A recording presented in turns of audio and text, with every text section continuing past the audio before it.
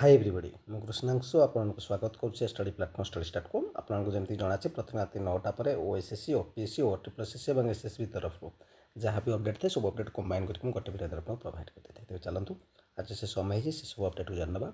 प्रथम update OSSC तरफ 12 तारिख आप देखुं लिंक आसी सीजिएल 2024 ग्रुप बी ग्रुप सी जो आपके स्कोर अच्छी जानीपर जहाँ काली मुझे पीडीएफ आपको देखी तो तार लिंक आसी जो लिंक अच्छे लिंक क्लिक करके आप मार्क को देखिपारे देखिए मार्क शेयरिंग लिंक जोटा आपंकर अच्छी। नेक्स्ट अपडेट चलते जावा।